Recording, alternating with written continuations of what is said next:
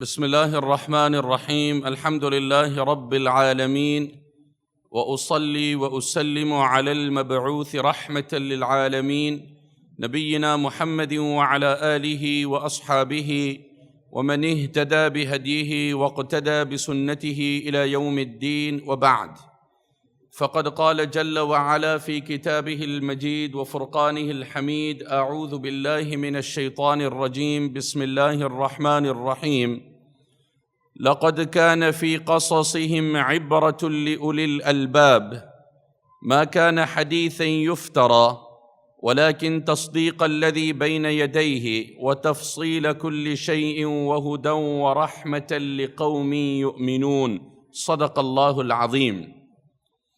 Honorable scholars, respected brothers, elders, mothers and sisters, it is a well-known fact that the beginning point of every human is total ignorance.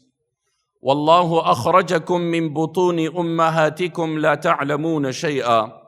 And you exited the womb of your mother. Allah took you into this world. لَا تَعْلَمُونَ شَيْئًا. You knew absolutely nothing. So we all begin at a point of total ignorance. And furthermore, Allah reminds us that prior to death, وَاللَّهُ خَلَقَكُمْ, Allah created you, ثُمَّ يَتَوَفَّاكُمْ, and ultimately He causes your death.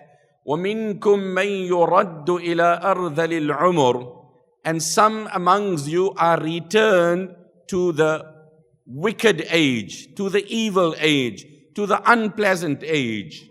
Now the word return, yuraddu, is suggestive of the fact that we previously were there. Yuraddu, Allah says you'll be returned, meaning when we were born and our faculties had not developed and evolved and we didn't have all the abilities and resources, and many a times Allah returns that condition to a person in the latter part of his life. And then what does the Quran say? لِكَيْ لَا يَعْلَمَ بَعْدَ عِلْمٍ شَيْئًا, so that he knows nothing after having acquired a great deal of knowledge. So the beginning point was ignorance. The ending in many instances is a point of ignorance. إِنَّ اللَّهَ عَلِيمٌ قَدِيرٌ. Allah concludes the verse, it is the 16th chapter, verse 70. Verily Allah is most knowledgeable and most mighty. The scholars of tafsir tell us that wherever the attributes of the Almighty feature in the Quran, the translation remains the same, but the connotations differ. So the translation of Alim is all-knowing, the translation of Qadir is all-powerful, but the connotations in the context of which it appears differs. So in the context of the ayah preceding this, Allah says, prior to your death, I can take away that knowledge from you, and I have the knowledge, hence I know why I do what I do, and I have the power that I could bring about that condition where a young man in his youth and his prime can lose his faculties. And I also have the power that I could preserve it for an old man despite his old age. Imam Shafi rahimahullah said, تَعَلَّمْ فَلَيْسَ الْمَرْءُ يُولَدُ عَالِمًا وَلَيْسَ أَخُو عِلْمٍ كَمَنْ هُوَ جَاهِلُ. Get yourself acquainted to acquiring knowledge, because no human is born learned.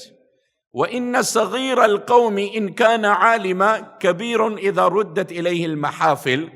And a person might be junior by age, but if he possesses knowledge, then at the time of crunch and challenge, you will realize that he is the actual senior despite the junior nature of his age. So it is upon us that we constantly educate ourselves. In English, there's a very profound proverb. They say some people drink at the fountain of knowledge and others only gargle. Some people drink at the fountain of knowledge and others only come and rinse their mouth. And today if you go on to social media and this forum and that forum, and connections and links. By and large, people are only gargling. Knowledge is something else. It's beyond my understanding and your comprehension. In Safhatum min Sabri al-Ulama ala Shada'id al-Ilm, Shaykh Abdul Fattah Abu Ghudda rahimahullah has written that قِيلَ لِلشَّعْبِ, that Imam Sha'bi was asked, مِنْ أَيْنَ لَكَ هَذَا الْعِلْمُ كُلُّهُ? How did you acquire all this knowledge? He said with four things. بِنَفْيِ الْإِعْتِمَادِ وَالسَّيْرِ فِي الْبِلَادِ وَصَبْرِ الْحِمَارِ وَبُكُورِ الْغُرَابِ. بِنَفْيِ الْإِعْتِمَادِ, the first thing I did was I stopped relying on people. This is the problem we have in life. Constant dependence on him, on her, on they, on this one, on that one. In fact, many people say, people don't disappoint us, our hopes in them disappoint us. We put in too many hopes. How many of a marriage is turbulent? Why? There's no issues. It's just that you had raised the bar of hopes too high. That the day I get married, I will never be sad, I will never be depressed, I will never be distraught, all will be hunky-dory. So you've raised the expectation too much.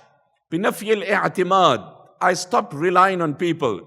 وَالسَّيْرِ فِي الْبِلَادِ, and I travel, because travel itself is a journey. It teaches you, it empowers you, it broadens your horizon, and we can speak about that, as a separate, dedicated topic.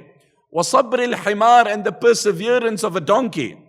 وَإِنَّمَا ضُرِبَ الْمَثَلُ بِصَبْرِ الْحِمَارِ لِصَبْرِهِ عَلَى الْخَصْفِ.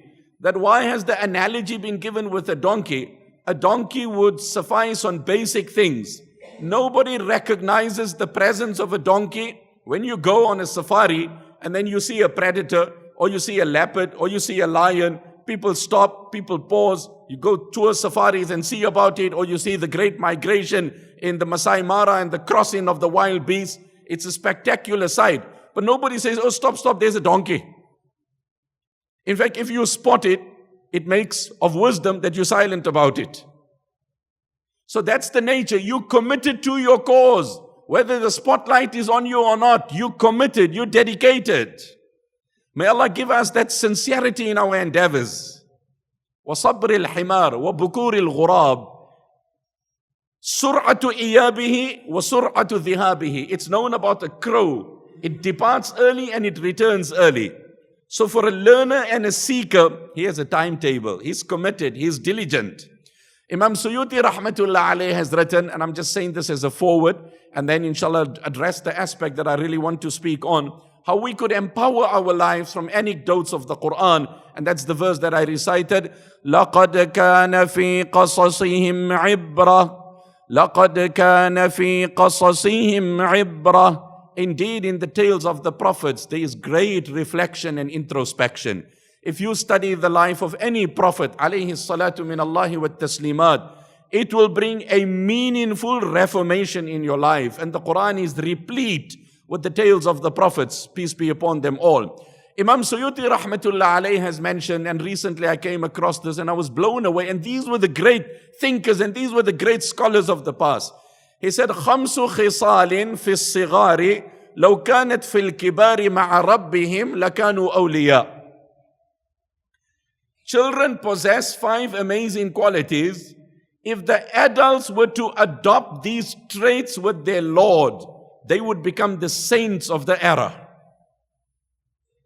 What did Imam Suyuti rahmatullah alayhi say? خَمْسُ خِصَالٍ فِي الصِّغَارِ. The kid, the toddler, the child, the junior, the juvenile, the youngster, kids, they have 5 qualities. لَوْ كَانَتْ فِي الْكِبَارِ. If this 5 could be found in the seniors, لَكَانُوا أَوْلِيَاءَ. They would become a sage of the age. Number 1, لَا يَهْتَمُّونَ بِالرِّزْقِ. You would find a kid, he's never disturbed or concerned or perturbed about the volatility of the market or the prediction of the economists or how precarious the political climate is or when would he increase and generate more revenue. A kid is not concerned about it. And the average human, some because of business stress have become insomniac. They cannot sleep. And others, they cannot get up. Some are drowning their sorrow by sleeping extended hours. سهرت عيون ونامت أعين. سهرت عيون ونامت أعين في أمور تكون أو لا تكون. Oh, if you know Arabic, you'll know what I'm saying here, my brother. Really. سهرت عيون. Some eyes cannot sleep. وَنَامَتْ أَعْيُنُ. And some eyes cannot get up. فِي أُمُورٍ تَكُونُ أَوْ لَا تَكُونُ. Fearing the instability of the market. It's volatile, it's precarious, it's uncertain. فَدْرَئِ الْهَمَّ عَنِ النَّفْسِ.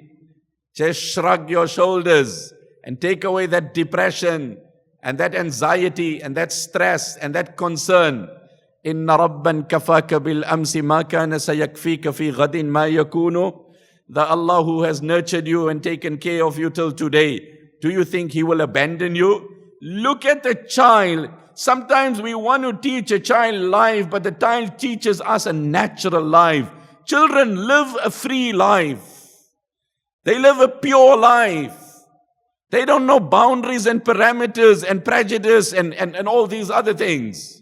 The first thing we learn from a child, Imam Suyuti said, adopt it and you will be the sage of the age. You will be the saint of all times. لا يهتمون بالرزق. They don't concern themselves about sustenance and when will I eat and how will I eat. The Arabic poet said, وَمِنَ الدَّلِيلِ عَلَى الْقَضَاءِ وَحُكْمِهِ بُؤْسُ اللَّبِيبِ وَطِيبُ عَيْشِ الْأَحْمَقِ.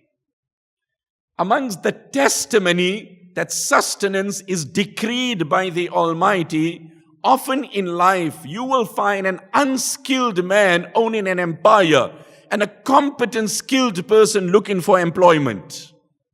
That's the irony of life. Is that not a loud message that your intellect is not the sheer vehicle to generate revenue? فَلَوْ أَنَّ الْعُقُولَ تَسُوقُ رِزْقًا لَكَانَ كُلُّ لَبِيبٍ مِثْلَ قَارُونِ. If it was only intellect and how smart and how calculated and how methodical you are and you know which buttons to press, then well, every wealthy man would have had an empire like Qarun. But the truth is otherwise. So that's the first thing. The second quality of kids is إِذَا مَرِضُوا لَا يَشْكُونَ مِنْ خَالِقِهِمْ. When kids are sick, you never hear them questioning the authority of Allah. Why has Allah inflicted this condition upon them? Wow, really? I think I'm wise. I think I'm intelligent. A child in his innocent, simple, naive nature. But why has Allah tested me? Why is this falling in my lap? لا يشكون من خالقهم. A child would never question the patience, the perseverance, the tolerance, the innocence of a child teaches us a great lesson of life. Qadi Shuraih was one of the great judges in the annals of Islamic history. He was a judge even during the period of Sahaba Ridwanullahi ta'ala alayhim ajma'een. Somebody says, سَمِعَنِي شُرَيْحٌ وَأَنَا أَشْتَكِي بَعْضَ مَا هَمَّنِي لِصَدِيقٍ. I was complaining and I was moaning and groaning to one of my friends. The goings are tough, the challenges are tough. So Qadi Shuraih heard me. He said, إِيَّاكَ وَالشِّكْوَى لِغَيْرِ اللَّهِ عَزَّ وَجَلَّ. Listen, brother, how dare you complain to anyone besides Allah? How dare you tell other people about your issues? فَإِنَّ مَنْ تَشْكُوهُ لَا يَخْلُو أَنْ يَكُونَ صَدِيقًا أَوْ عَدُوًّا. Because the person to whom you complain is either an ally or a foe.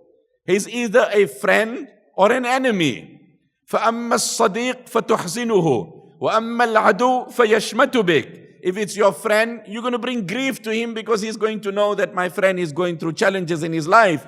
And if it's your enemy, he's going to clap hands. Probably he's going to express condolences and empathy and sympathy. But behind your back, he's like, good luck, you deserved it earlier. And then he said, Undur ila aini hadhihi. He said, look at this eye of mine. Wa ashara ila ihda aynayhi. And then he pointed to one of his eyes. He said, Ma absartu biha rajulan wala tariqan mundhu 15 sana. ولكن ما أخبرت بها أحدا إلا أنت في هذه الساعة. For 15 years I have lost total vision in this eye, but I have never divulged this to anyone in that 15 years but you, and that is today, to teach you a lesson that don't complain about what Allah has put in your lap.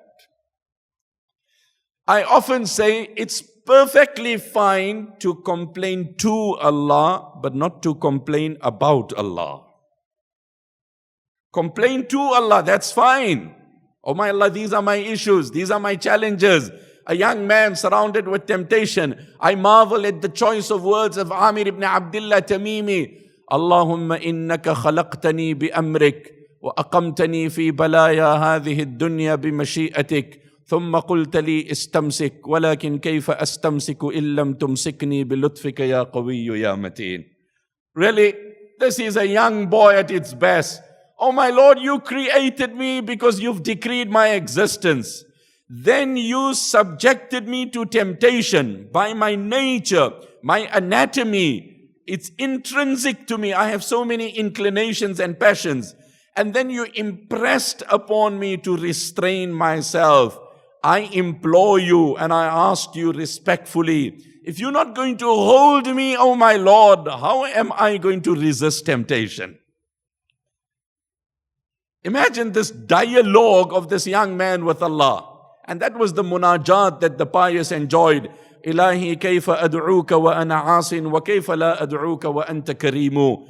Oh my Lord, I cannot muster the courage to supplicate you given my sins. And at the same time, I cannot forego the opportunities to supplicate you given your clemency, given your pardon. So that's the second amazing quality of kids. The first thing is, لا يهتمون بالرزق. They don't concern themselves. They move on with life. They live naturally. The second thing is, وَإِذَا مَرِضُوا. When they're sick, لا يشكون من خالقهم. They don't complain to the Almighty. The third thing about children, يأكلون مجتمعين. يأكلون مجتمعين. Children eat together. They share what they have. They're not in seclusion. They're not in isolation. They don't hoard. Their hearts are too clean. There was a friend of mine. His son was admitted, a child, in a pediatric ward in a hospital. The parents came to visit. The mom hugs the child, kisses the child. As she's about to leave, the child from the rear holds on to mom. Mom, but that's not fair. Why, my baby? You need to kiss all the children in this ward. Oh, really? Wow. When I grow up, I only kiss my color. I only salute my ethnicity. I only pay tribute to my own nationality. But the child teaches me there's no color, there's no boundary, there's no limits. يَأْكُلُونَ مُجْتَمِعِينَ. Children eat together openly. They don't have issues. They don't have gripes. The Sahaba complained to the Prophet ﷺ, our food is running short. The Messenger ﷺ didn't ask which pot you're cooking in, what spices you're using. Perhaps you eating individually. لَعَلَّكُمْ تَأْكُلُونَ مُتَفَرِّقِينَ. You eating individually, eat collectively, sit together and eat. Back in the days, the entire family would sit together and eat from a common platter. Those days are gone. Today people don't eat on a common time. The times have differed. Just for the entire family to assemble on a common time. Sometimes like you're sitting down after Jummah and you're eating and it almost feels like unique. Oh wow. Why? Because everybody has their own schedule. Homes have become like hotels. Not in its palatial nature, but everybody checks in and checks out at their own time. You don't know what's happening to the neighbor next door in your hotel. He comes in at his time and he leaves. And that is what has happened with us. يَأْكُلُونَ مُجْتَمِعِينَ. Number 4, kids. وَإِذَا خَافُوا جَرَتْ عُيُونُهُمْ بِالدُّمُوعِ. When they fear, they tear. When they fear, they tear. Kids are innocent, they cry. Allah loves crying. My brother, my sister, when last did you cry in your supplication? You and I have to cry over the fact that we cannot cry. We need to cry that we cannot cry. Look at the carnage happening around the globe. Look at the catastrophe that has rocked the planet. Look at the appalling status. Look at the poverty in the Muslim world. You can just see, and it continues. Prior to Ramadan, I was gone on the borders of Turkey and Syria to give out some aid to some orphans. And we're giving out some basic rice a day prior to Ramadan.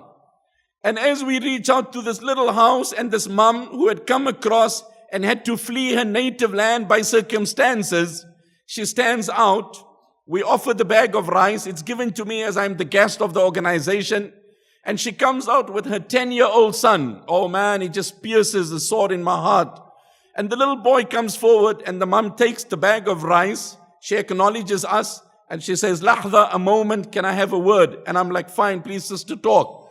And so is the host that is part of, organizing the entire arrangement and the tour. And the mum then indicates to us that the boy has a prosthetic right hand and an artificial left leg. And I'm seeing this with my own eyes in front of me. And my son is busy on his gadget. He's busy on his fidget spinner. He's busy perusing the wrong things. His hands are roaming around. She then takes out the prosthetic hand, and she explains that he's grown now, so it needs to be modified for functionality to be restored. And the same applies to his foot. And I couldn't hold myself, and I just break down in tears, and I hug the young boy and I comfort him. The details were taken, and obviously it was communicated. I visit a house, a yatim, an orphanage. And what's the name of this orphanage? Halima Sa'diya Orphanage. Isam mutabiq musamma, as they would say in Arabic. The name lives up to the situation. And then I'm presented with a young child, no more than 6 to 7 months old. The mom is upstairs, and I hold the kid, and I'm told that this child was in the womb of her mother when a drone struck, and her father died. She was an unborn child, and the mom lost her leg, and this child was born after the death of her father in this catastrophe that had hit their home. I'm saying with this that's happening around the globe, and I cannot cry. Really, there's something wrong. Look at the child. When they fear, they tear. When they fear, they tear. Allah describes in the Quran, there are so many verses, that the pious are those when they recite Quran, they tear. And really, tearing will happen when the heart is free of sin. Jaza'ul ma'asiyah al-wahnu fil ibadah. Ibn Kathir has made mention of this here in the 22nd juz in Surah As-Saba. Some have referred it to Sayyidina Ali radiyallahu anhu's opinion. Others have said it's the quotation of someone else. In essence, Jaza'ul ma'asiyah, the retribution, the repercussion, the consequences of vice is al-wahnu fil ibadah. You become lethargic in worship. You become sluggish in worship. There's no drive, there's no passion, there's no inclination. You don't enjoy your worship. Crying is synonymous to those who read Quran. Salih Muzani said, I seen the Messenger sallallahu alaihi wasallam in a dream. And then he told me to read Quran, and I read Quran. And he said, Ya Salih, hadhihi al-qira'a fa'ayna al-buka. Oh Salih, you read the Quran, but recitation and tearing is synonymous. You've read the Quran, there's no tearing. When would that day come? Really, these eyes and ears and organs and limbs that Allah has given us, if we don't use it objectively, then what is the benefit? Reflect for a moment. In the 23rd juz, Allah speaks about the galaxy of Anbiya. And what does Allah say? إِنَّا أَخْلَصْنَاهُمْ بِخَالِصَةٍ ذِكْرَ الدَّارِ وَاذْكُرْ عِبَادَنَا إِسْمَاعِيلَ وَإِسْحَاقَ. And mention to them our servants, Ismail and the different prophets. أُولِي الْأَيْدِي وَالْأَبْصَارِ. أُولِي الْأَيْدِي وَالْأَبْصَارِ. A literal verbatim translation, they were people with hands and eyes. Meaning they were people with strength and vision. But the scholars say the form adopted by Allah releases a gentle hint that only those possess organs who use it objectively. Allah referred to the galaxy of prophets, ulil. Ulu is the plural of the word dhu, meaning possessor. Aidi is the plural of the word yad, which means hands, amongst other translations.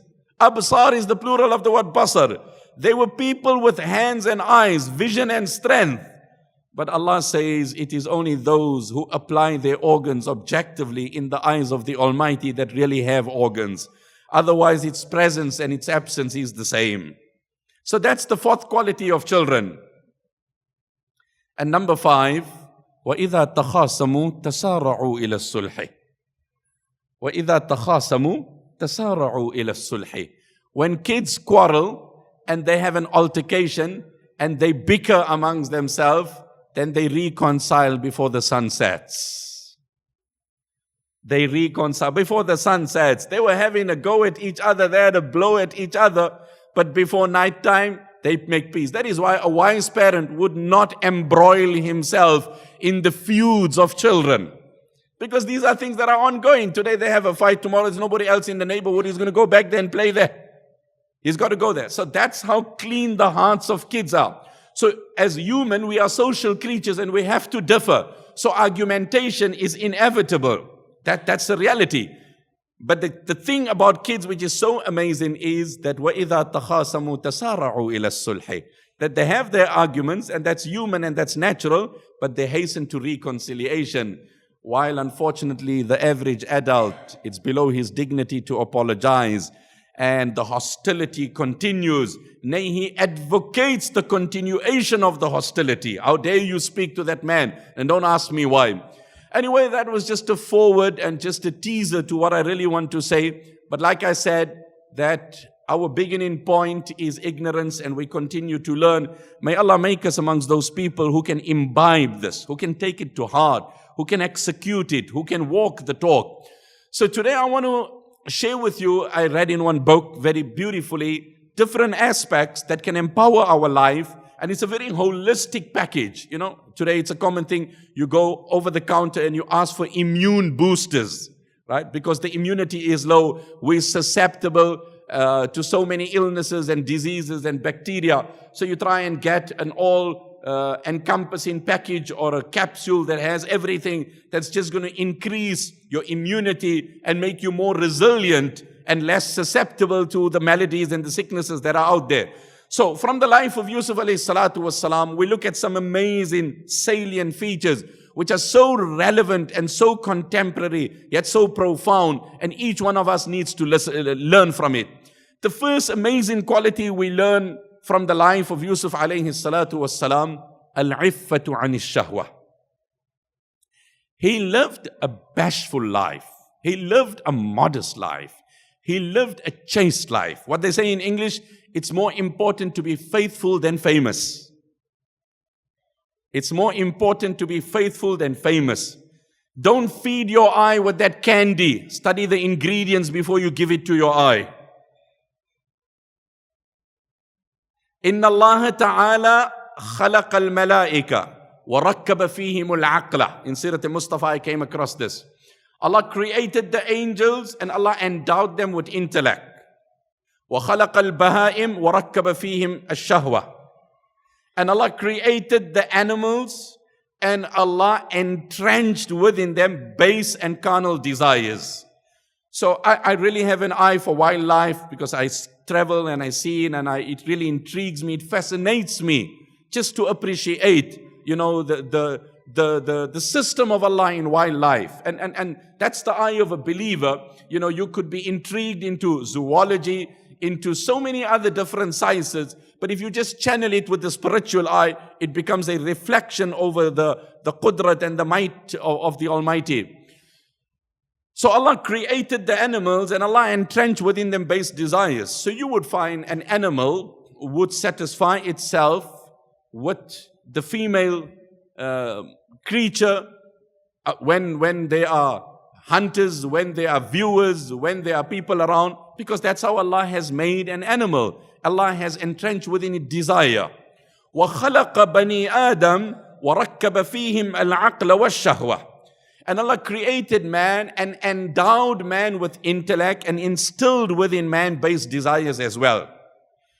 فَمَنْ غَلَبَ عَقْلُهُ عَلَى شَهْوَتِهِ فَهُوَ أَعْلَى مِنَ الْمَلَائِكَةِ وَمَنْ غَلَبَتْ شَهْوَتُهُ عَلَى عَقْلِهِ فَهُوَ أَدْنَى مِنَ الْبَهَائِمِ. and the one whose intellect governs his desire, overpowers his desire, so the intellect reigns supreme in dictating, in shaping, in navigating his life, then he even surpasses the celestial creation of angels. وَمَنْ غَلَبَتْ شَهْوَتُهُ عَلَىٰ عَقْلِهِ, and the one whose base desire dominates and overpowers his intellect, then he ranks even lower than the beasts and the animals. And today that's what the world is all about. Just do it for the fun, for the thrill, for the kick. You lose your intellect totally. So Sayyidina Yusuf Alayhissalaam, his first amazing salient feature was al-iffatu anish shahwa. Now you know how amazing it was, my brother and my sister. The women of the neighborhood in which Yusuf Alayhissalaam lived, they all said, Ma alimna alayhi min su. We cannot blemish him in any way. When it comes to morality, this man is par excellence. He is right on the top. That's how clean. His garment is not soiled in any way. Imagine the testimony of the woman of your neighborhood. There where you lived the longest period, for them to say. It doesn't end there. Then the very woman who seduced him, even ultimately she said, أَنَا رَاوَدْتُهُ عَنْ نَفْسِهِ وَإِنَّهُ لَمِنَ الصَّادِقِينَ. The truth be told, I seduced him and he is innocent. That's the second testimony. Then the testimony of Allah to the nobility of Yusuf. كَذَلِكَ لِنَصْرِفَ عَنْهُ السُّوءَ وَالْفَحْشَاءَ. Allah said, when sin was approaching Yusuf, we diverted the sin from Yusuf.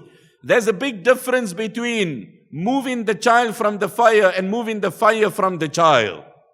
In the latter, the level of protection is greater than the former. If I move the child away from the fire, it's a level of protection. But if I move the fire away from the child, the level of protection is even greater. And Allah has used that phrase, I diverted the evil away from Yusuf. Notwithstanding all these accolades and testimonies, what does Sayyidina Yusuf say? وَمَا أُبَرِّئُ نَفْسِي إِنَّ النَّفْسَ لَأَمَّارَةٌ بِالسُّوءِ إِلَّا مَا رَحِمَ رَبِّي.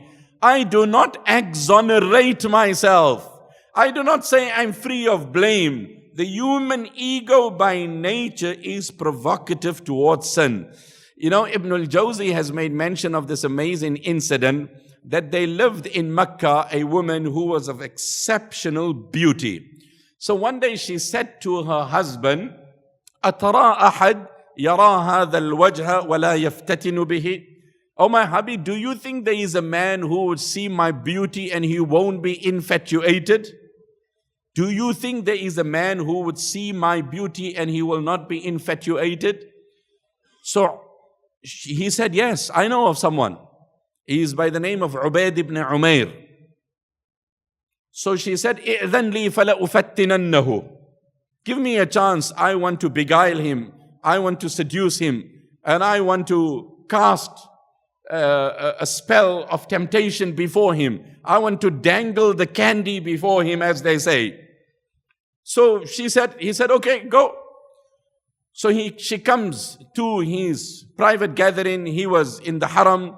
And this was back in the years. Ibn al-Jawzi has mentioned it. That's where I read it. فَأَتَتْهُ كَالْمُسْتَفْتِيَةِ. So she came under the pretext of a questioner to ask a ruling. فَخَلَى مَعَهَا فِي نَاحِيَةٍ. So they step aside. And فَأَسْفَرَتْ عَنْ وَجْهِهَا. She's about to pose the question and she unveils herself. And suddenly her beauty dawns upon him. So he drops his gaze. See, Islam is a very pragmatic religion. Islam is very amazing. When you study our deen and you appreciate the wholesome nature, Islam is user-friendly. Islam was never dated for it to be outdated. Islam doesn't say you cannot interact. Allah told the spouses of the Prophet ﷺ that your house will be frequented by strange men. It's the house of prophethood. فَلَا تَخْضَعْنَ بِالْقَوْلِ فَلَا تَخْضَعْنَ بِالْقَوْلِ فَيَطْمَعَ الَّذِي فِي قَلْبِهِ مَرَضٍ وَقُلْنَ قَوْلًا مَعْرُوفًا. That when you interact, and Allama Nasafi in Madarik al-Tanzil, I just marvel at how he writes this. He said, حَسَنًا مَعَ كَوْنِهِ خَشِنًا. Let your speech be polite when speaking to strange men, but let not your tone be seductive. So Islam doesn't advocate that you must be harsh in your speech. You speak in, keep it platonic, as they say, platonic. Let your speech be cordial, courteous, polite, but let not your tone be inviting. Let not your tone be inviting. And Hakimul Ummah writes in his tafsir, and I was just blown away by this. He said, فَلَا تَخْضَعْنَ بِالْقَوْلِ does not mean that a woman should not sweeten her voice. That's a given. That's obvious. That's known. It means don't speak in your natural voice, because that itself is attractive. So how would a mum speak to a child? It's a respectful voice and a polite voice. It's not an inviting voice. So let it be hasan. And that's the beauty of Islam. Keep the relationship platonic. Let the speech be polite, but let not the tone, let not the undertone be inviting and seducing. فَأَسْفَرَتْ عَنْ وَجْهِهَا. She unveils herself. So he says, Ya amat Allah, O sister, would you please veil yourself? So she says, Inni futintu bik. The truth be told, I am infatuated over you, Shaykh, and I really cannot resist my temptation. So he said to her, I'm going to ask you something. فَإِن كُنْتِ صَدَقْتِنِي نَظَرْتُ فِي أَمْرِكَ. I'll ask you a question, few questions. If you are honest, transparent, and candid to me, then I would look at what you have to request. It was a polite, respectful, euphemistic response. But he didn't entertain it in any way, just to have the record clear. He said to her, لو أتاك ملك الموت ليقبض روحك أكان يسرك أني قضيتها لك. Oh my sister, just pause for a moment and let's just fast forward life. And imagine it's the angel of death knocking your door and it's time to leave this world. Would you be happy that in your records you have the crime of zina in your account?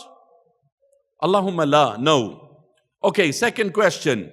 Your life has moved on. Ujlisti fi qabrak. You've been seated in your grave. Ataki malakan. The two angels have come to pose the question to you. Would you be happy to know that you have violated your Lord? No. It's the day of Qiyamah. The book of deeds are being flung. Tatayur suhuf. It's been thrown out. اقرأ كتابك كفى بنفسك اليوم عليك حسيبا. Read your own book and decide for yourself what your fate and your destiny is. At that time, would you be happy? No. Ya amat Allah, inna Allah qad an'ama alayki. Oh sister, stop. Allah has favored you. Allah has been kind to you. Desist from this practice of yours. And it is said the manner in which he said it to her, it jolted her. When he got back, her husband asked her what happened. So she said, Anta battal wa nahnu battalun. You wasting your life and I'm wasting my life. Today I met a man with piety. He's taken me out of the deceptive look of temporary pleasure and he's introduced me into spiritual ecstasy. And from that day onwards, the woman was a different woman altogether. Al-iffatu anis shahwa. If you live in a life, I know of many a men, and may Allah guide one and all, who spend lavishly on their spouses, not because of a generous hand, but to appease the guilt of infidelity that haunts them at the late hours of night. So you know what you're doing in your private hours, in your travel, and that bothers you and it haunts you. and you cannot look your wife in her eyes, and you know what you're up to, and how long are you going to run this race, and how long you're going to play this game, my brother, it's going to catch up. It has to end. And really, you need to draw the line. There's nothing like gradually and slowly, and I will try. No, you got to leave it cold turkey. That's it. Done and dusted. It's over. Abu Marthad Ghanawi radiyallahu anhu had a relationship with a woman pre-Islam, and then he reverted to Islam, and then she came and invited him, come, let's have the relationship. And he said, no, I've closed that chapter and I've moved on. And he said, okay, she said, let's get married. And then he asked the Prophet ﷺ, listen, I knew this woman and we had feelings and emotions and we had a relation. Can I marry her? And Allah revealed the verse, وَلَا تَنْكِحُوا الْمُشْرِكَاتِ حَتَّى يُؤْمِنَّ وَلَا أَمَةٌ مُؤْمِنَةٌ خَيْرٌ مِّن مُشْرِكَةٍ وَلَوْ أَعْجَبَتْكُمْ. And you cannot wed the polytheist until she does not revert to Islam. And he said, okay, listen, my faith has told me it's not permissible, and that's it. They moved on. Salma radiallahu anha's tale tells us a great story of loyalty, fidelity, honesty, integrity in a world where promiscuity has just dominated the scene. And so the tale is very long. When Abu Salma and Salma were leaving Makkah Mukarramah and they were performing the hijrah, and they put the child on the camel and off they leave. And as they're on the outskirts of Makkah Mukarramah, they intercepted. Intercepted by who? Intercepted by the family, the tribe of Salma. And they say to Abu Salma, إن كنت غلبتنا على نفسك فما بال امرأتك هذه وهي بنتنا. Listen, you're a man of your choice and you have a free will, you can go, but your wife belongs to our tribe and we're not going to allow her to leave. So they separate me from my husband. وَمَا إِنْ رَآهُمْ قَوْمُ زَوْجِي.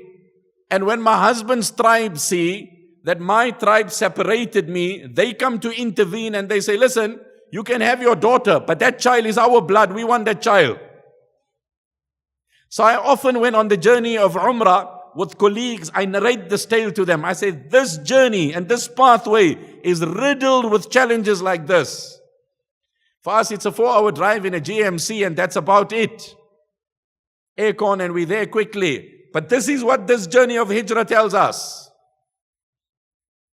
Zainab radiallahu anha, the eldest daughter of the Prophet sallallahu alaihi wasallam, she leaves Makkah Mukarramah. Habbar ibn Aswad was not a Muslim at that time. He said, isn't that the daughter of Muhammad sallallahu alaihi wasallam? Said, yes. Okay, how can we allow her to go without harassing her? That's a sign of weakness. So he advances and he strikes her with a dagger and a spear, piercing through her belly and piercing through the animal. Some narrations suggest that she was on the family way and she had conceived, causing her to collapse and for her to abort the child was, to miscarry the child. Her health became so sick, she was returned to Makkah. The Prophet ﷺ is in anticipation of Zainab radiallahu anha. The migration is put on hold due to the infliction of Habbar bin Aswad. And then at some degree when she stabilizes, she is brought into Medina. But ultimately she never recovers from the wounds sustained in the journey of Hijrah. And the Prophet ﷺ said, Khayru banati usibat fiyya. My great daughter, my beloved daughter, she suffered greatly in my cause.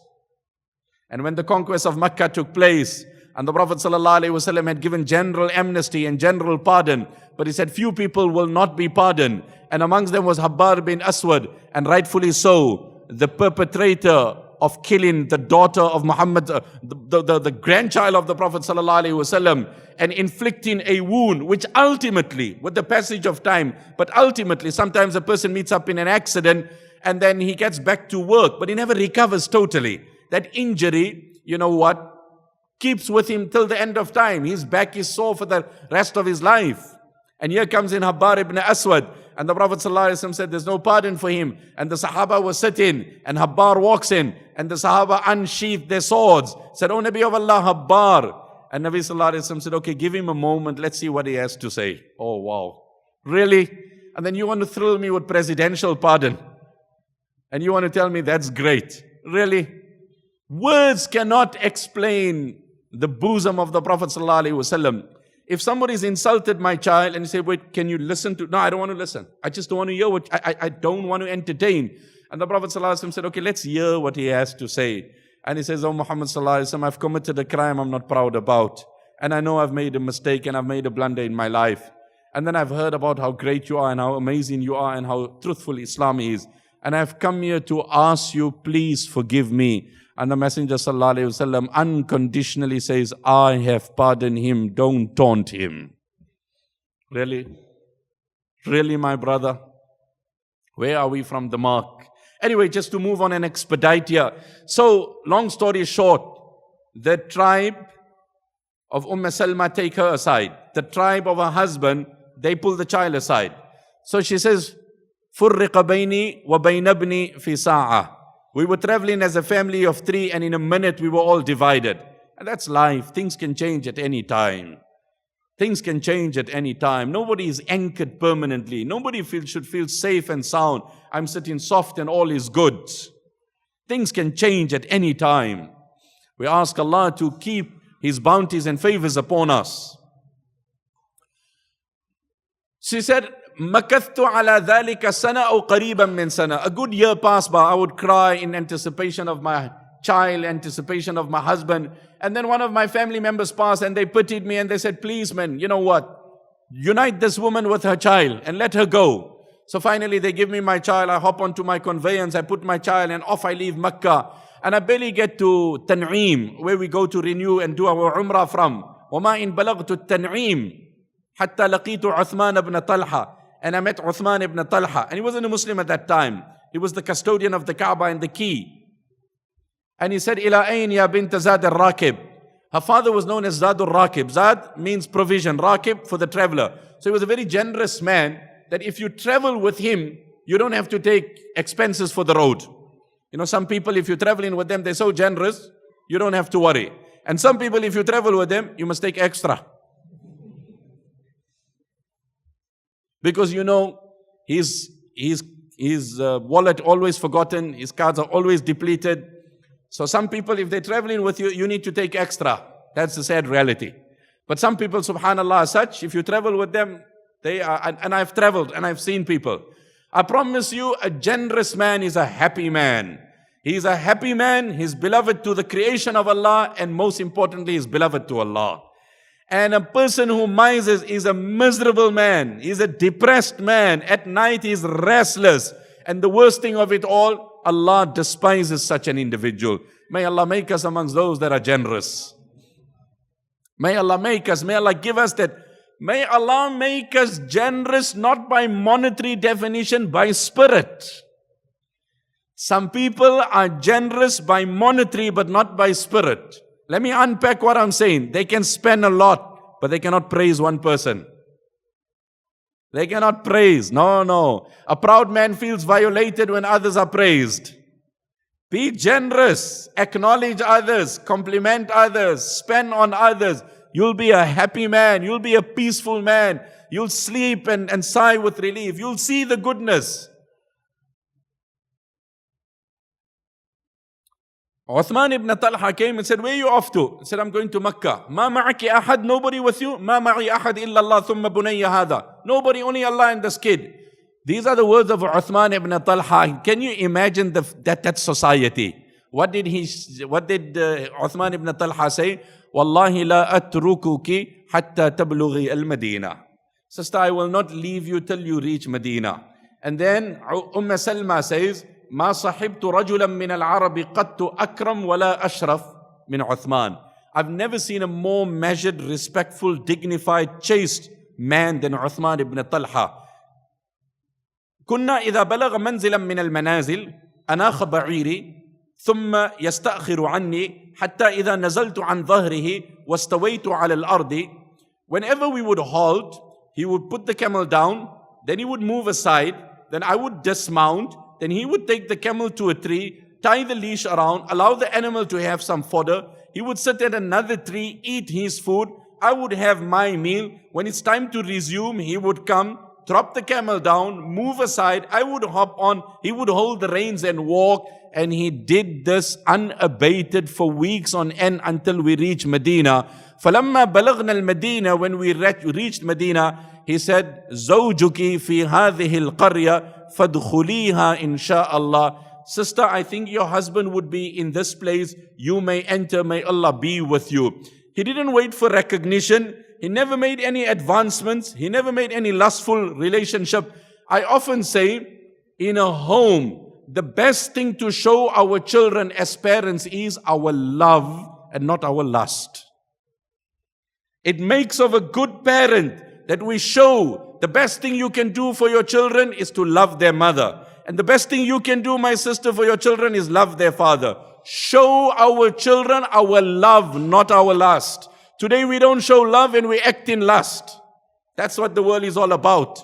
That the child doesn't know where to put his head and how to behave because there's no morals and values. We've just lost the whole thing. Show your children love, not lust. The Prophet ﷺ would kiss the hand of Fatima whenever she came. And whenever the Prophet ﷺ went to Fatima, she would kiss his hand. He would vacate his seat. She would vacate her seat. كانت مشيتها لا تخطئ عن مشية رسول الله صلى الله عليه وسلم.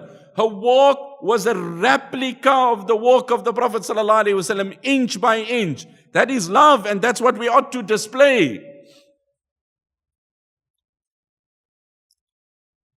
I gave a talk in Australia to some kids in a school. I said, how many of you kids kiss your parents? No. Okay, how many boys have kissed girls? How does the Shaykh know? Right?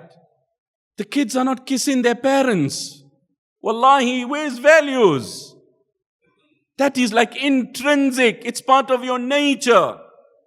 Allah is my witness, till today I kiss my parents' feet. Not metaphorically, literally. Literally I kiss their toes and their feet. In the books of fiqh and hadith, you will hear the hadith teaches us where to kiss. Babu taqbili yad al-rajul salih. To kiss the hand of a pious person. When Huzaifa ibn Yaman went to Rome and he was intercepted by the Romans at that time. And then the Roman emperor said, deny Allah and I will give you my empire. And Huzaifa ibn Yaman said, radiyallahu anhu, if you were to give me what you own and the entire world owns, so that I must forsake my deen for a moment, ma fa'altu, I won't do it. You offering me half your kingdom, if you were to give me what the whole world owns, and you ask me to leave my faith for one moment, I won't. He said, okay, well then I'm going to kill you. He said, I never stopped you. I never stopped you. He said, okay, come and kiss me on my forehead. You know, some people you have to massage the ego. Some people are such, you need to inflate them. You have to make them feel important. That's how some people are. That's it. لا تتقي من نباح الكلب إلا بكسرة خبز تلقي إليه. There's an Arabic proverb. Sometimes a barking dog, the only way you can appease it, you got to throw bread at it all the time. That's the only way. Otherwise the dog is going to bark. So just buy the bread, might cost you a loaf. Listen, it's going to cost you a loaf. Oh, you're amazing, you're brilliant, you're phenomenal, you're great. The plaque outside one cemetery. Inside this graveyard are many people who thought the world won't function without them. If any, the world is doing much better. Inside here, there are many people who thought they're indispensable. They're indispensable. Oh, the world is a better place without them. Okay, kiss me on my forehead. So Huzaifa ibn Yaman said, if I kiss you on your forehead, would you release me and all my colleagues? He said, I'll release everyone. So he looked in his heart. When the heart is clean, and you consult, then Allah will give you an answer instantly. But when the heart is polluted, then you can, Shaykh, I'm making istikhara for 1 month, but no luck. It's like talking to the girl, okay, now I can't talk to you, now I'm going to do istikhara. We'll talk tomorrow. And then you're going on your prayer mat and you're making istikhara and you want a vision. Like really? Really? Are you serious about the whole thing? You're chatting away the whole day. And then you want to get a bit serious 2 hours before retiring to bed because now you're like a bit spiritual. So I need a vision from the Almighty. So listen, we're not talking now. We both said, let's just wait till we get an answer. Like really? And he looked in his heart and he kind of had the, feeling, the intuition and the feeling that go for it. So he goes and kisses him. He kisses him. Just to appease him. but basically to secure the release. So all are released. And they come back to Medina, they bounce off the tail to Sayyidina Umar radiallahu anhu. And Umar radiallahu anhu says, حَقٌّ عَلَى كُلِّ مُسْلِمٍ أَن يُقَبِّلَ رَأْسَ عَبْدَ اللَّهِ وَأَنَا أَبْدَأ. Okay, listen, now we're going to gather the entire Medina and everybody is going to pay tribute and kiss this man on his forehead. And I, Umar ibn Khattab, will start off by kissing him first. We don't even know about that kiss. We never heard of it. We're blowing kisses over the air. What they say in English, don't let a fool kiss you and don't let a kiss fool you. Don't let a kiss fool you and don't let a fool kiss you. Yeah, real. I hope the youngsters are hearing me. It's like I was blown away, brother. My word, man. Whoa. Okay, there's sisters, we're in a masjid, let me behave. And so Uthman ibn Talha said, Salma said, the man was dignified, platonic, respectful, not crossing the bashful line. And how did Allah compensate him? This morality of his, Allah blessed him with iman. And can there be a greater compensation for a virtue other than being endowed with iman? And can there be a greater retribution for any vice other than deprivation of iman? Okay, let's move on. That's just the first quality, right? Time is running out. So that's the first thing. May Allah make us modest. Really, we need to work on ourselves. We need to become, conscious. There's a beautiful quotation I read in one kitab. I'm going to quote it. It's like in Arabic, Urdu, and I'll translate it. They say, عدم قصد نظر كافي नहीं, قصد عدم نظر ضروري. عدم قصد نظر. It's insufficient to say, I did not intend to roam my gaze. You need to intend not to roam your gaze. I hope I'm not being too intricate here. I exited my house and, I didn't realize it. I didn't mean to look, but I was exposed, so I looked. So no. You need to consciously mean not to look before exiting. So you can't just pre-expose yourself to a situation and then say, I was off guard. No, you're going into a corporate environment, you're at an airport, you're at a hotel, you are traveling, you need to keep your gaze modest. You need to consciously keep yourself. May Allah bless us all with modesty. I promise you that's the greatest gift a husband can give to his wife and a wife can give to her husband is a life of fidelity, loyalty and morality. And in today's time it's so rare. The second amazing quality in the life of Sayyidina Yusuf Alayhissalaam was وَضْعُ اللِّينِ فِي مَوْضِعِهِ وَالشِّدَّةُ فِي مَوْضِعِهَا. Balance. Life is all about balance. To strike the fine line. Where to be gentle and where to be stern. Let's just look at the nature and the importance of balance in life. Huzaifa ibn Yaman radiyallahu anhu said, لَيْسَ خِيَارُكُمْ الَّذِينَ يَتْرُكُونَ الدُّنْيَا لِلْآخِرَةِ وَلَا الَّذِينَ يَتْرُكُونَ الْآخِرَةَ لِلدُّنْيَا وَلَكِنَّ الَّذِينَ يَأْخُذُونَ مِنْ هَذِهِ وَهَذِهِ. You surely are not the best of Allah's creation who forsake this world in its entirety to secure the akhirah. And nor are you the best who forsake the latter to secure this world. But rather the best amongst you are those who can strike the fine balance. Getting married, nobody said abandon your mother. But now you need to strike the balance between mom and spouse. Becoming pious, nobody said give up recreation. Recreation is part. The Prophet ﷺ, Sahaba, if you read how much humor and banter there was in their lives, you'll be blown away. كانوا يتبادحون بالبطيخ. They used to hurl melon peels at one another and play.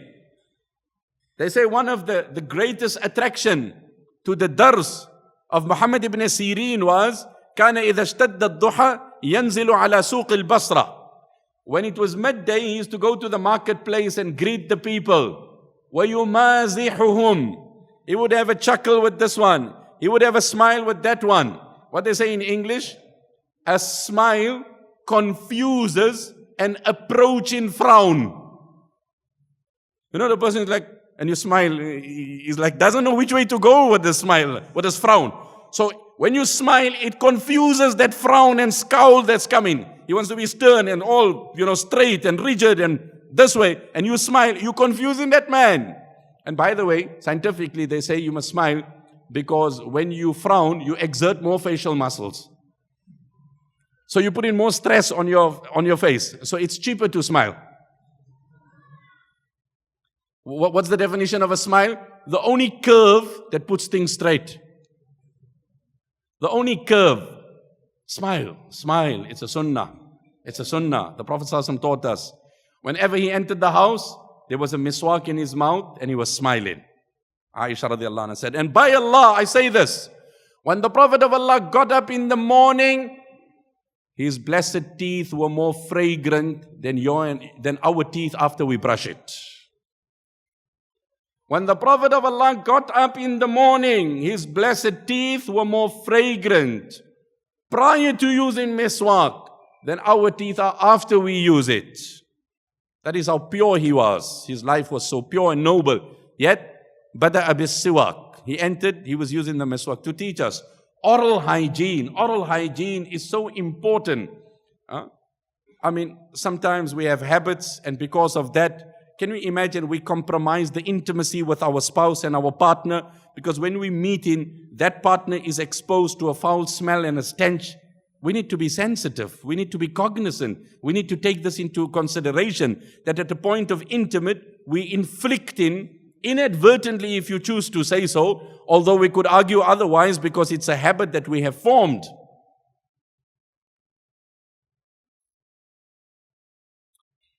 So the whole thing is about balance in life. The Prophet ﷺ had paired Sahaba, mu'akhat. And amongst them he had paired Salman with Abu Darda radiyallahu anhu. So Salman comes to visit the house of Abu Darda. فَرَأَى أُمَّ الدَّرْدَاءِ مُتَبَذِّلًا. So he finds Darda is dressed very shabby. The hadith is in Bukhari. Very shabby. So he says, Darda, why are you like this? You dress so shabby. Modestly, of course. So she says, أخوك Abu Darda, laysa lahu hajatun fid dunya. Your brother Abu Darda, my husband's got no inclinations, no interest. So I said, I'm going to dress myself, adorn myself, but he's got no interest. He said nothing. Then Abu Darda radiallahu anhu came home, sana'a ta'aman, he prepared food. And he told Salman, kul, eat. So Salman radiallahu anhu said, join me. He said, inni sa'im, I'm fasting. So Salman radiallahu anhu said, I won't eat till you eat. So he ate. فَلَمَّا كَانَ اللَّيْلِ, when it was time to, at night, ذهب ليقوم. He said, okay, I'll see you, Salman. I'm going to offer nightly prayer, nocturnal prayer. So Salman radiallahu anhu said, go to your wife and sleep. So he went and slept. Again he got up, Salman radiallahu anhu said, go back and sleep. Our deen is complete. Our faith is wholesome. Our religion has a full package in it. There's laughter, there's humor, there's banter, there's recreation, there's excitement, there's close moments, there's exciting moments. Aisha radiallahu anha said the entire life the Prophet sallallahu alaihi wasallam, whenever we ate from a common vessel or from a common utensil, kana yatatabba'u mawdhi'a fiyya. Whenever he would take the glass, he would say, Aisha, where did you put your lips? I want to put my lips there. كان رسول الله صلى الله عليه وسلم يقبل إحدى نسائه وهو صائم ثم تضحك. Aisha radiallahu anha said the Prophet صلى الله عليه وسلم used to kiss one of his spouses even while he was fasting. Then she used to blush. Then she used to blush out of modesty because the reference was herself. So she wouldn't say it. But he sallallahu alaihi wasallam, while he was fasting, he wouldn't leave the house without kissing. That's warmness, that's love.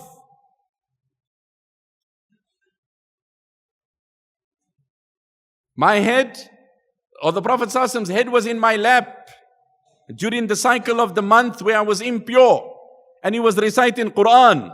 You must see what Imam Nawawi has deduced in his Sharh of Muslim under this hadith.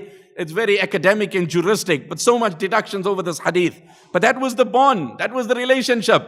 The Sahaba were gone out in a campaign, and then they return in, and the pendant of Aisha radiallahu anha gets missing.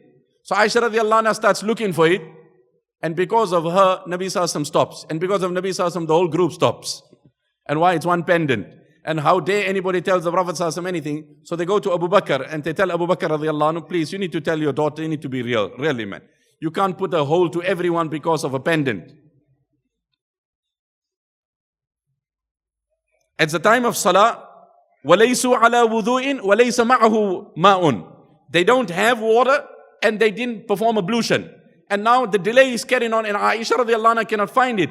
And the Prophet sallallahu alaihi wasallam just waited. Oh my word. Oh my word. He sallallahu alaihi wasallam. That's our Nabi. Really, really. You know, somebody said an amazing thing. You will find an atheist and an agnostic who choose to deny the existence of Allah. And we don't condone it because everything is a testimony to Allah. But how do you choose and deny a man who inhabited the planet and lived amongst us? How do you deny it? Like really? He was a human, he was a mortal. And he lived such a pure and a wholesome life. And then Abu Bakr radiallahu anhu comes to Aisha radiallahu anha and he nudges her and he says, listen now, can we leave this pendant and move? People are waiting. And she says, Ma mana'ani, I'm unable to move because Nabi Sallallahu Alaihi Wasallam's head is on my lap. And just then the verses of Tayammum are revealed. So Usayd ibn Hudayr says, Ma hiya bi awwali barakatikum, ya Abu Bakr. Oh Abu Bakr, you are an amazed person. You and your family.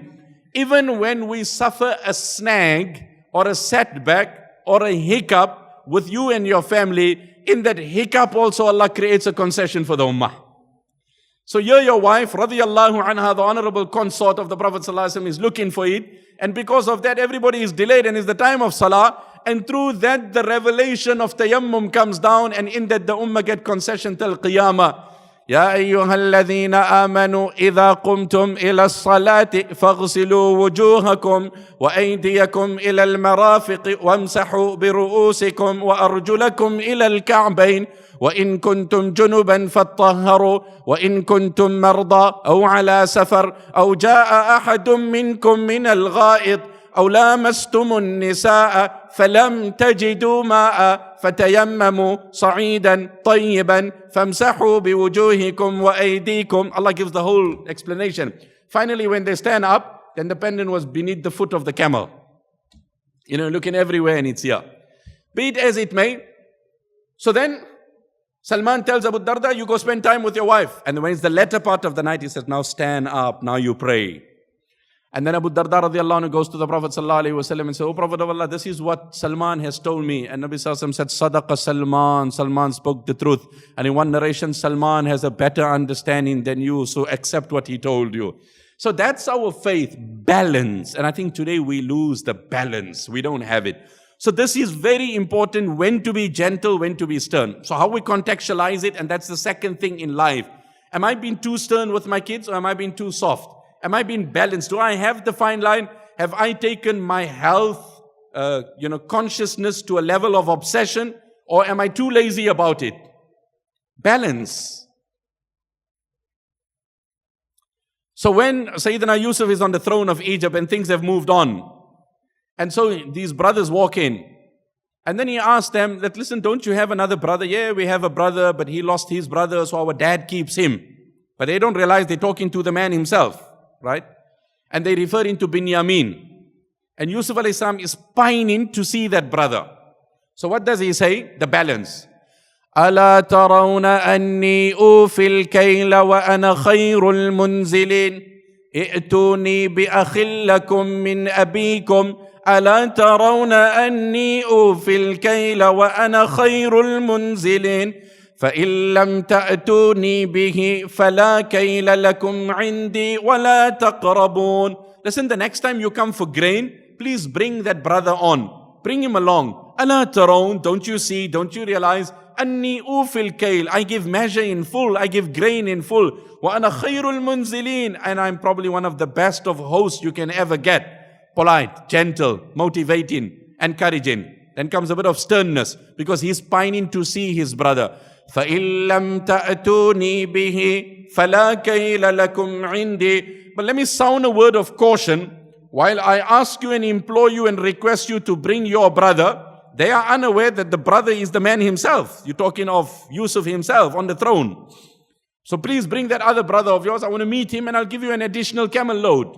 But listen, if you don't bring him, I'm afraid, فَلَا كَيْلَ لَكُمْ عِندِي, then leave alone, he won't get anything, you won't get anything. وَلَا تَقْرَبُونَ, and do yourself a favor, don't even come here to me. Listen, my son, I love you. You've performed your prayer. I appreciate that. and I will acknowledge you, thank you, spend on you. But if you're going to persist on omitting your prayer, then you have to forget about the favors and the perks you enjoy. And I think one of the most great challenges today raising children is the youth of today, after disobeying Allah or anything, they don't want consequences. How do you accept that? I always grapple with this, and I say to my kids, that's a system, there is consequences. That's man. He wants to do wrong, but he doesn't want there must be any consequences. No, it doesn't work like that. If I do wrong, there are consequences. So that's the second quality. May Allah give us balance in life. Imagine the Prophet ﷺ, Aisha radiallahu anha says, he would hop into bed, and I just marvel at this. He would hop into bed, حَتَّى لَسِقَ جِلْدُهُ بِجِلْدِي. His blessed skin would touch my skin. Can you imagine this honor? You say you want to dine with a celebrity. You want to sit with this star. You meet in with this prime minister. You met with this head of state. Aisha radiallahu anha says, skin to skin with the paragon of Allah's creation, with the greatest of humans. That he sallallahu alayhi wa sallam would say, Ya Aish, hada Jibreel, yaqraw alayki salam. Aish, this is Jibreel, he's greeting you. يا مبغضي لا تأتي قبر محمد فالبيت بيتي والمكان مكاني إني خصصت على نساء محمد بصفات تحتهن معاني وسبقتهن إلى الفضائل كلها فالسبق سبقي والعنان عناني مرض النبي ومات بين ترائبي فاليوم يومي والزمان زماني زوجي رسول الله لم أر غيره زوجي رسول الله لم أر غيره الله زوجني به وحباني وأتاه جبريل الأمين بصورتي فأحبني المختار حين رآني أنا بكره العذراء عندي سره وضجيعه في منزلي قمراني وتكلم الله العظيم بحجتي وبراءتي في محكم القرآن والله وبخ من أراد تنقصي إفكا. Oh my word, if I go into these couplets, it just gets me too emotional. I don't have words to tell you. Aisha, the poet, impersonates and speaks on behalf of Aisha radiallahu anha. He says, the one who despises Aisha, don't come to the grave of the Prophet sallallahu alaihi wasallam, because that's my house and that's my abode. And he passed away in my lap. And Allah gave me a virtue that He gave to no one else. I'm His only spouse that was wedded to Him, and I wasn't wedded to anyone else. Jibreel came to him while he was in seclusion with me. And Allah lambasted and Allah attacked those people in the Quran categorically who attacked my honor. Wallahu wabbakha man arada tanaqqusi ifkan wa sabbaha nafsahu fi shani. And Allah said regarding me, Subhanaka hadha buhtanun azim. Subhanaka. I was actually driving one day and I overheard these couplets on a radio station. Allah is my witness, and as I started hearing it, I started crying uncontrollably. I've just given you a gist. I've just paraphrased. I've given you a loose translation. But if you appreciate the honor and the status and the position of Aisha radiallahu anha, captured in these couplets, you will know precisely what I'm alluding to. Be it as it may, Aisha radiallahu anha says the Prophet ﷺ would come home, he would hop into the bed, he would talk to me, chat with me, and then when he would satisfy me and he would see that I'm now getting tired to sleep, then he would excuse himself. Really, my brother? I deny my wife that moment of privacy and closeness and proximity because I'm with friends. And the Prophet of Allah didn't deny his wife that moment despite wanting to spend the night in salah. But he would come, hop into bed, give her her time, and when I'm about to sleep, then he came out. Then it was him and his Lord and the night. Then you want to read a book on marriage and you want to read this and that. Like the hadith of Muslim, he would get up early. He would offer his prayer. فَإِن كُنْتُ مُسْتَيْقِظَةً كَلَّمَنِي. And then he would see, he wouldn't disturb me after he offered his prayer. If I was up, he would then have a word with me. Aisha, how are you? Allahu Akbar, Allahu Akbar. So may Allah give us balance in our life. Say Ameen. The third quality in the life of Sayyidina Yusuf Alayhissalaam, and I'm going to try and move a little faster now so that we can absorb this and we can digest it because time is taking, quite a bit. Al-Hilm, he was a tolerant person. The hadith of the Prophet ﷺ, مَا جُمِعَ شَيْءٌ إِلَى شَيْءٍ أَحْسَنُ مِنْ حِلْمٍ إِلَى عِلْمٍ. You can marry two qualities, but there cannot be a combination of any two qualities greater than knowledge paired up with tolerance. That is just amazing. مَا جُمِعَ شَيْءٌ إِلَى شَيْءٍ أَحْسَنُ مِنْ حِلْمٍ إِلَى عِلْمٍ. If a person is forbearant, he's tolerant, and he has knowledge. Now, there's the whole incident mentioned, and if we know and we read Quran and we understand it, we'll appreciate it. But anyway, the vessel of Yusuf Alayhissalaam of the king is put in the luggage of Binyamin, and then they are implicated that you people are thieves. And the easiest answer to this whole aspect is كَذَلِكَ كِدْنَا لِيُوسُفَ كَذَلِكَ كِدْنَا لِيُوسُفَ مَا كَانَ لِيَأْخُذَ أَخَاهُ فِي دِينِ الْمَلِكِ. Allah said, thus did we plan for Yusuf. And once Allah allows or approves, then there is no issue pertaining to impermissibility. So anyway, when the vessel was found in the belongings of Binyamin, the other brothers dropped their heads down and they said to the king, قالوا إن يسرق فقد سرق أخ له من قبل فأسرها يوسف في نفسه ولم يبدها لهم. They said to him, Your Excellency, Your Majesty, forgive us. Today this boy has stolen. Actually, he had a brother by the name of Yusuf, man. Yusuf was also a thief. Lo and behold, you saying it to the man on the throne, clueless that this is the man. But the beauty of his forbearance was he was composed. He was calculated. He didn't reveal anything. You're having a family meeting and she's saying he's like this, he's saying she's like this, and back and forward and mudslinging and family feud. And then there's a blatant accusation that is hurled at one person. Which one of you has the muscle to behave and be calm and calculated? No, that's accusing me, that's accusing my family. How dare, how nasty, how wicked, how evil. And then there's just no limit to the vulgarity that's thrown out. I often say some people can speak one language, but they can swear in 3 languages. Some people, they speak only one language. But when it comes to vulgar, they know 5 languages. They can swear in vernacular, they can swear in English, they can swear in a foreign language, they can swear in many languages. That's the sad reality. Only when it comes to vulgarity, then really switching and changing from language to language. Look at the verse of the Quran and look at the beauty of the Quran. Allah is addressing the Prophet ﷺ. اتَّبِعْ مَا أُوحِيَ إِلَيْكَ مِنْ رَبِّكَ لا إله إلا هو وأعرض عن المشركين ولو شاء الله ما أشركوا وما جعلناك عليهم حفيظا وما أنت عليهم بوكيل. اتبع, follow ما يوحي إليك, the revelation that came to you. وأعرض عن المشركين, and turn away from the polytheists, what they are saying towards you, etc. And then Allah says, وَلَا تَسُبُّ الَّذِينَ يَدْعُونَ مِن دُونِ اللَّهِ. Allah switches from a singular phrase to a plural. Allah says, and don't swear, don't abuse, don't use vulgarity against those deities that are worshipped besides Allah. Then you say Islam is not tolerant. فَيَسُبُّ اللَّهَ عَدْوًا, because then you will set the precedent for them to abuse Allah. So don't abuse anybody else's God or deity. So the scholars say, how amazing, when Allah said follow revelation, Allah used a single phrase. When Allah said obey, Allah used a single. But when it came to the aspect of don't swear or use vulgar, Allah used a plural, because that is not applicable to the Prophet ﷺ, because he never used vulgar. That applies to you and I. The Prophet ﷺ was never ever vulgar in his entire life. وَأَنَّهُ يُغْلَبْ فَلَا يُهْجِرْ.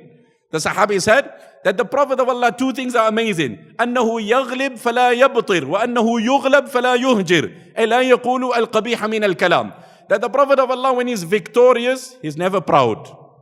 And when somebody overpowers him, he's never vulgar. Or did you ever see a losing team respectful and dignified?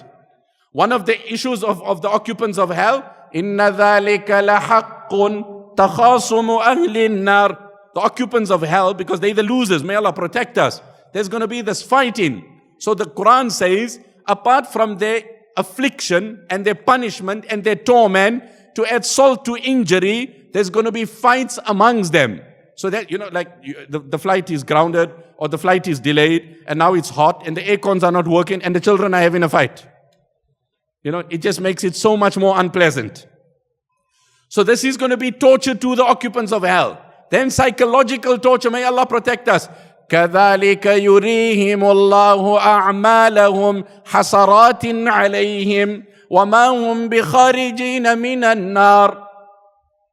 Psychological torture. Okay, so what we were saying is that tolerance. They saying to Yusuf, they don't know, oh, forgive us, man. You know what, he steals. He had a brother by the name of Yusuf, man. His brother was a big thief, man.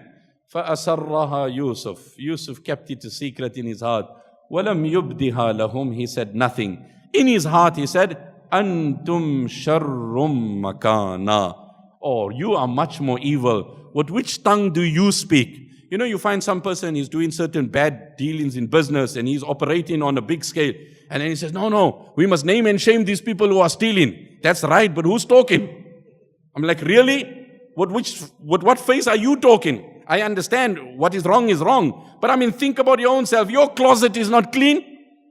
Your closet is not clean. So you accusing him and saying his brother, you stole that Yusuf and abducted him from his father. So tolerance. My brother, the single most needed ingredient in your marriage is tolerance.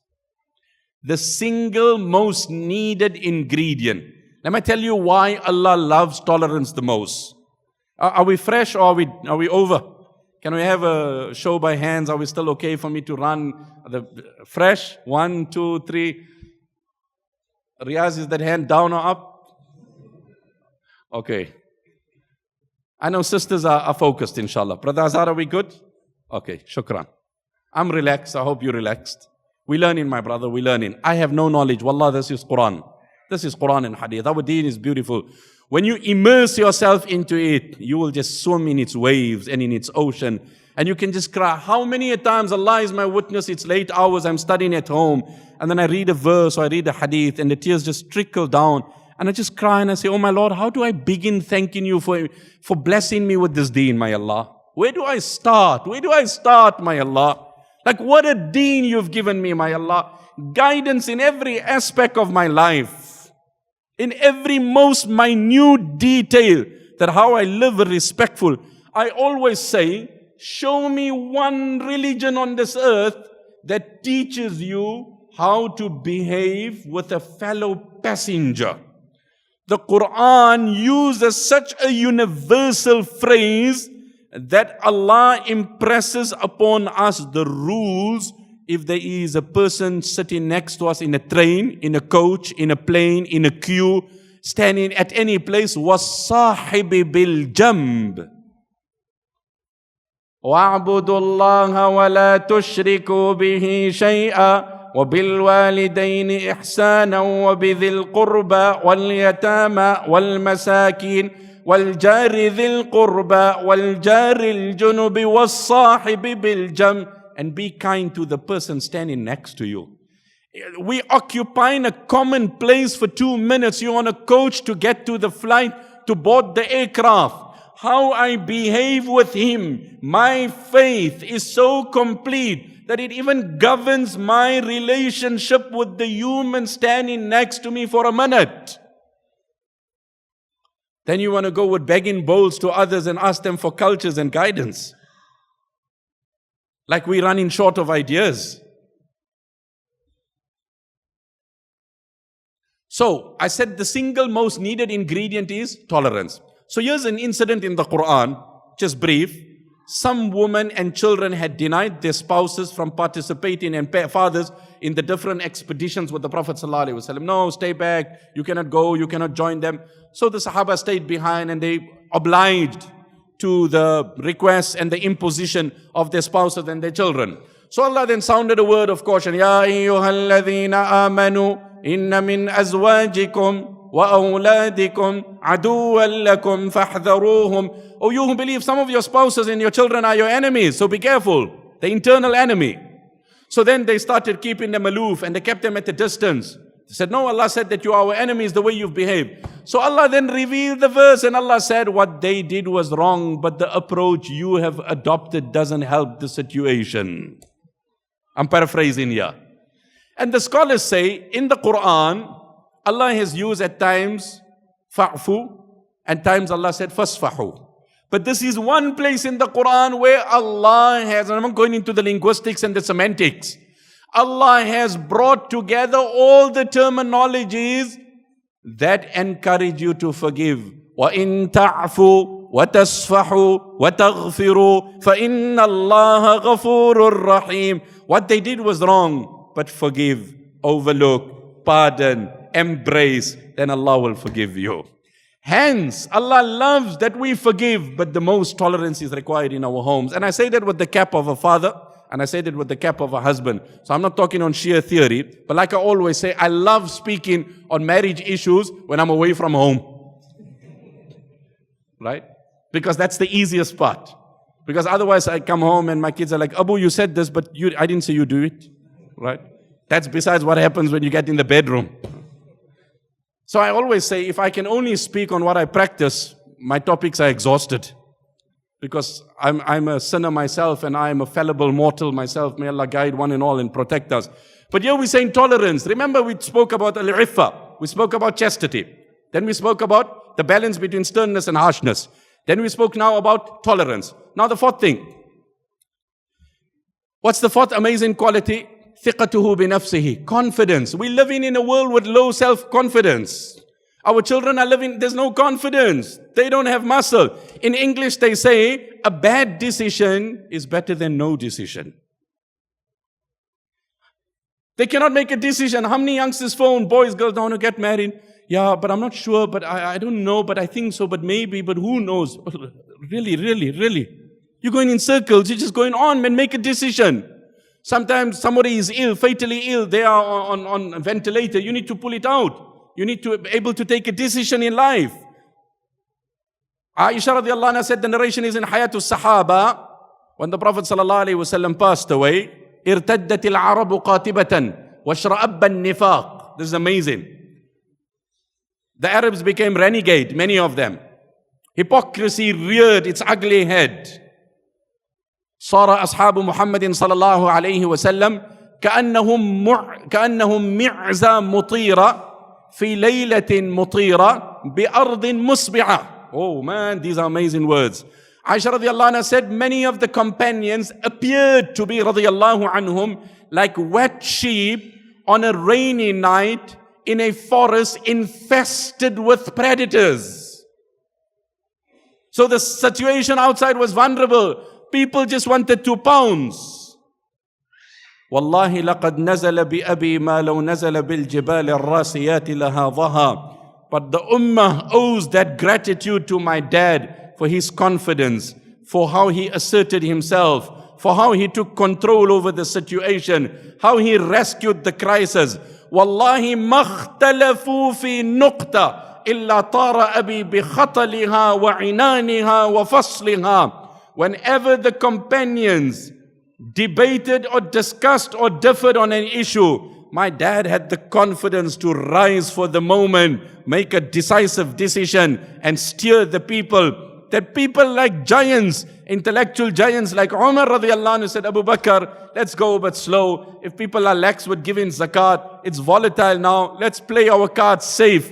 And what did Sayyidina Abu Bakr say? Ajabbarun fil jahiliyyah wa khawwarun fil Islam. Rajawtu nusratak. Umar, I didn't expect that from you. My brother, I need you on my side.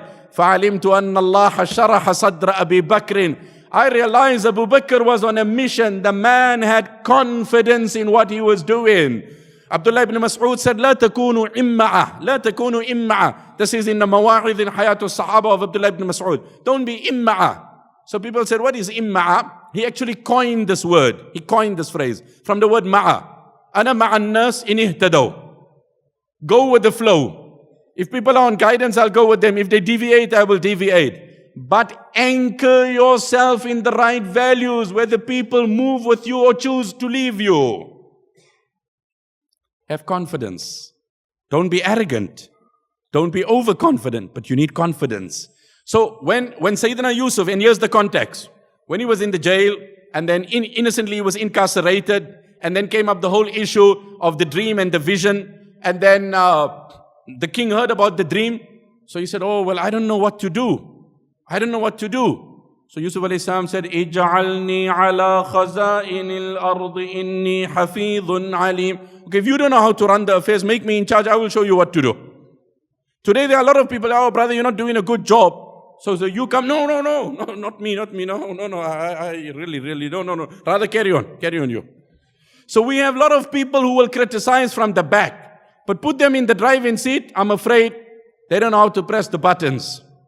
They know nothing, no confidence, no knowledge, no idea, and just to blurt and condemn and criticize. So we need a level of confidence. Our youth today are living in a world, cyber world, constantly comparing. Low self-esteem. Constantly in psychology today we talk, he suffers a low self-esteem. He suffers an inferior complex. Because of that he feels betrayed and violated and he feels offended. We need to motivate. The Prophet ﷺ, we must never say things that will make negative imprints on a child. There was that Sahabi by the name of Zahir. He was simple. He was, easy by nature. He would stay on the outskirts of Medina. He would come. And the Prophet ﷺ would spend time with him. Kana rajulan damima. He was not attractive in his appearance.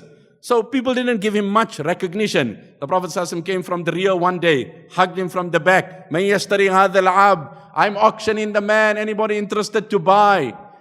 And there's the Prophet of Allah. And then he feels the palms and he realized, wow, there's the Nabi of Allah. So he looks at the Messenger ﷺ and has a smile. He said, Idhan tajidani wallahi kasida. You're going to auction me, but I'll be so cheap. How much are you going to get out of me?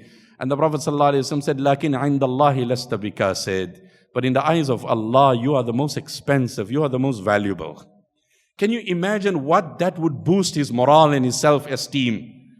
But if society calls that child a dropout and a black sheep and a delinquent, and we endorse the statements and the comments of society, we drop the esteem of that child.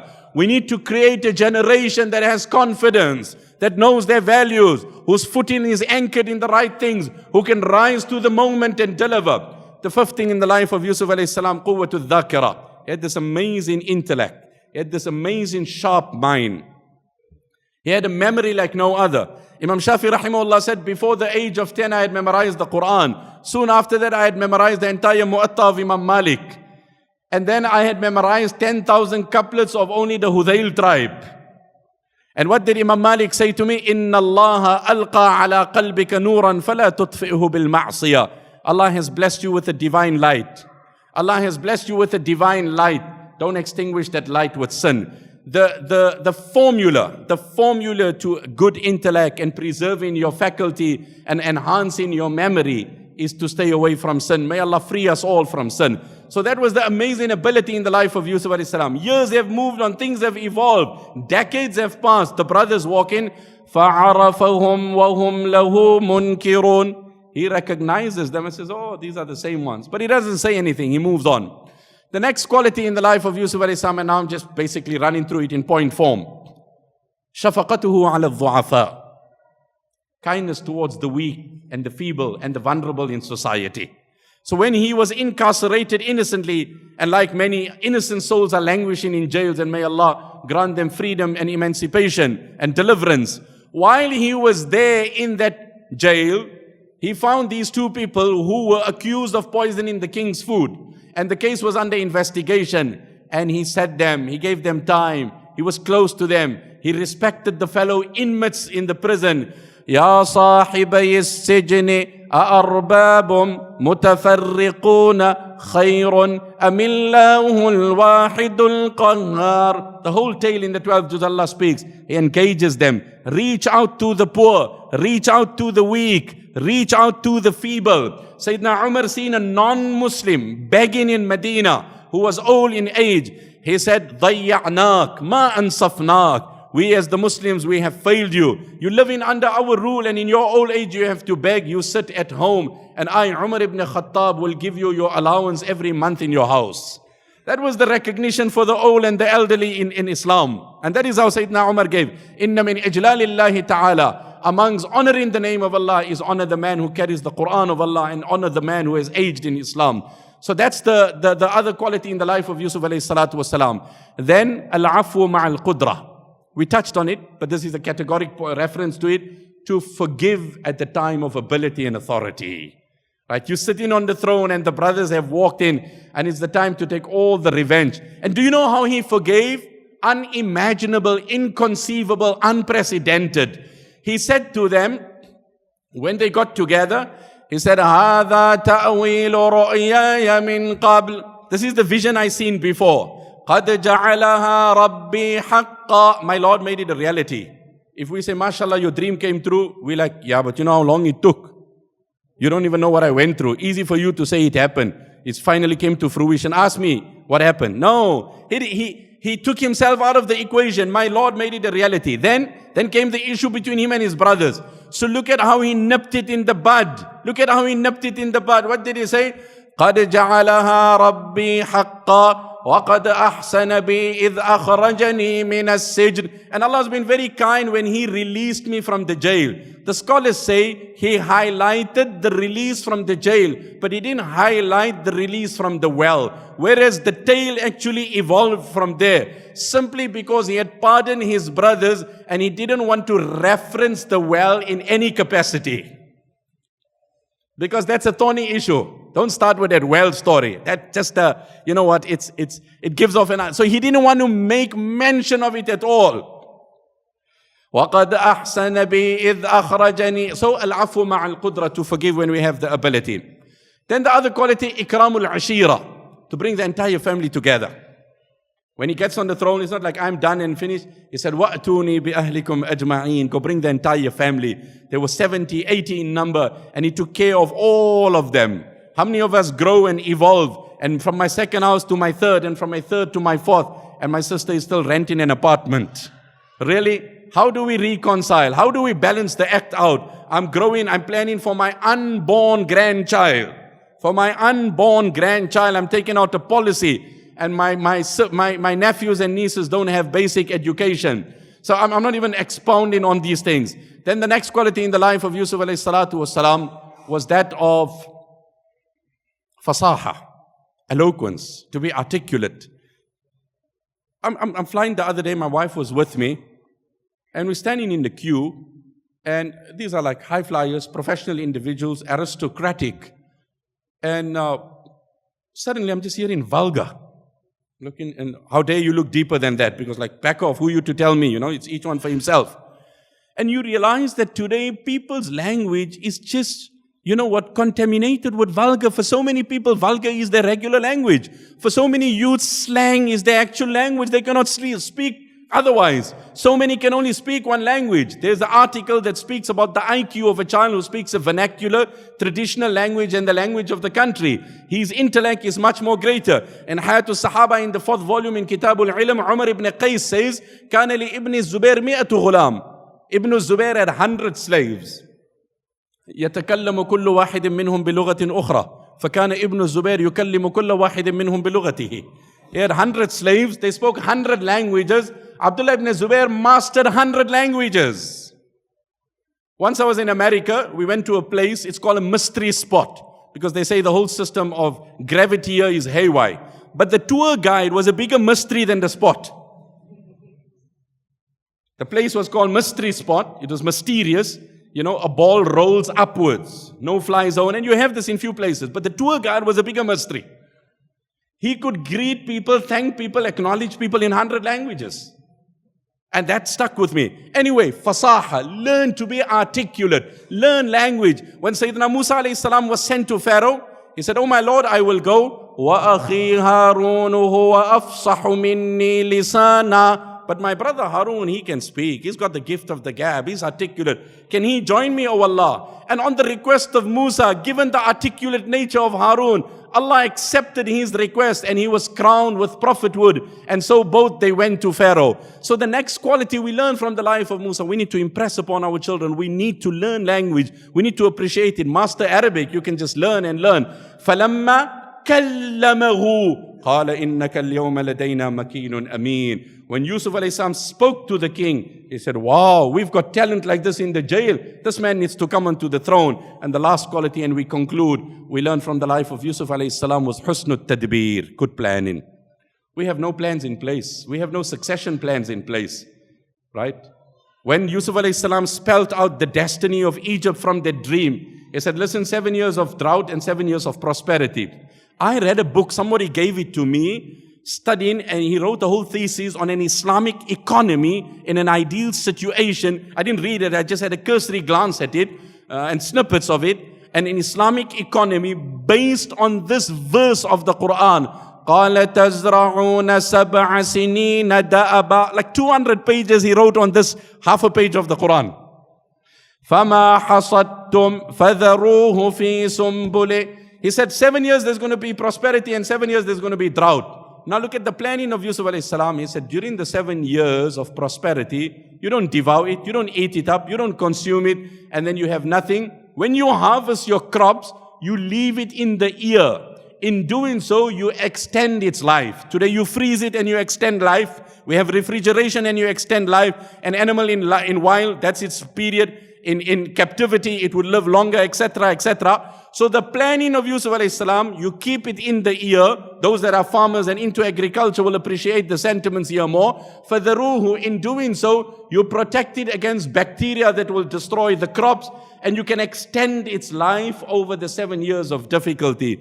Husnut tadbir. The Prophet ﷺ said, La aqlaka tadbir. There are many acts of intelligence, but there's no greater act of intelligence better than good planning. We ask the Almighty Allah subhanahu wa ta'ala to accept our assembly here together. And I'm grateful to the masjid and the management, and of course the lovely brothers that have hosted me here. And today being the second talk, and tomorrow we have in the final again. But we ask Allah to accept our get together. May Allah give us the ability to reflect over the advices that were given. May we internalize it and imbibe it.